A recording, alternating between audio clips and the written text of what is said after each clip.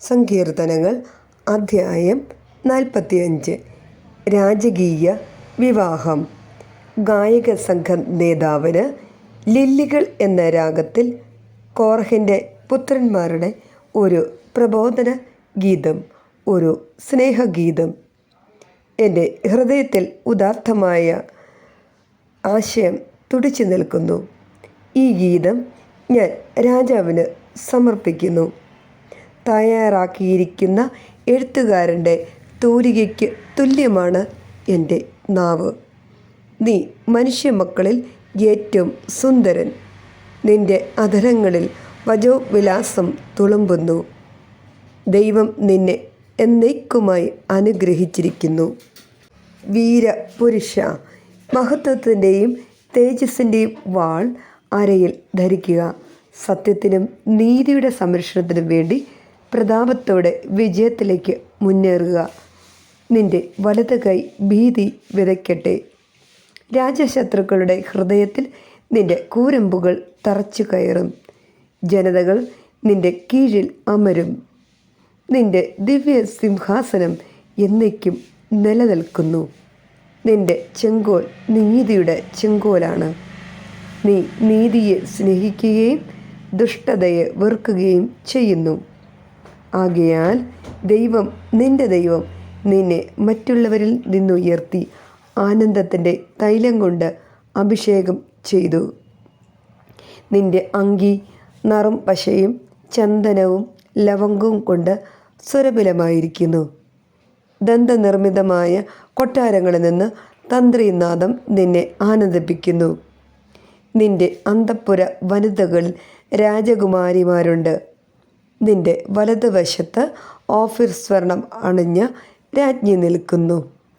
മകളെ കേൾക്കുക, ചെവി ചായ്ച്ച് ശ്രദ്ധിക്കുക. നിന്റെ ജനത്തെയും പിതൃഭവനത്തെയും മറക്കുക. അപ്പോൾ രാജാവ് നിന്റെ സൗന്ദര്യത്തിൽ ആകൃഷ്ടനാകും. അവൻ നിന്റെ നാഥനാണ്. അവനെ വണങ്ങുക. ടയർ നിവാസികൾ നിന്റെ പ്രീതി കാംക്ഷിച്ച് ഉപഹാരങ്ങൾ അർപ്പിക്കും. ധനികന്മാർ എല്ലാവിധ സമ്പത്തും കാഴ്ചവെക്കും. രാജകുമാരി സ്വർണ്ണ കസവട ചാർത്തി അന്തഃപുരത്തിൽ ഇരിക്കുന്നു. വർണ്ണശബളമായ അങ്കിയണിഞ്ഞ് അവളെ രാജസന്നിധിയിലേക്ക് ആനയിക്കുന്നു. കന്യകമാരായ തോഴിമാർ അവൾക്ക് അകമ്പടി സേവിക്കുന്നു. ആഹ്ലാദഭരിതയായി അവർ രാജകൊട്ടാരത്തിൽ പ്രവേശിക്കുന്നു. നിന്റെ പുത്രന്മാർ പിതാക്കന്മാരുടെ സ്ഥാനത്ത് അവരോധിക്കപ്പെടും. ഭൂമിയിലെങ്ങും നീ അവരെ അധിപതികളായി വാഴിക്കും. തലമുറ തോറും നിന്റെ നാമം കീർത്തിക്കപ്പെടാൻ ഞാൻ ഇടയാക്കും. ജനതകൾ നിന്നെ എന്നേക്കും പ്രകീർത്തിക്കും. സങ്കീർത്തനങ്ങൾ അധ്യായം 46. ദൈവം നമ്മോട് കൂടെ.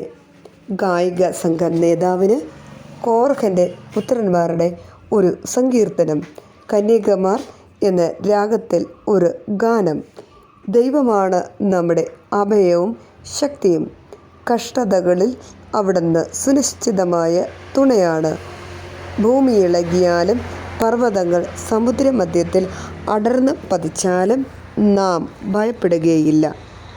ജലം പതഞ്ഞുയർന്നിരമ്പിയാലും അതിൻ്റെ പ്രകമ്പനം കൊണ്ട് പർവ്വതങ്ങൾ വിറകൊണ്ടാലും നാം ഭയപ്പെടുകയില്ല. ദൈവത്തിൻ്റെ നഗരത്തെ, അത്യുന്നതന് വിശുദ്ധ നിവാസത്തെ സമ്പുഷ്ടമാക്കിക്കൊണ്ട് ഒഴുകുന്ന ഒരു നദിയുണ്ട്. ആ നഗരത്തിൽ ദൈവം വസിക്കുന്നു. അതിന് ഇളക്കം തട്ടുകയില്ല.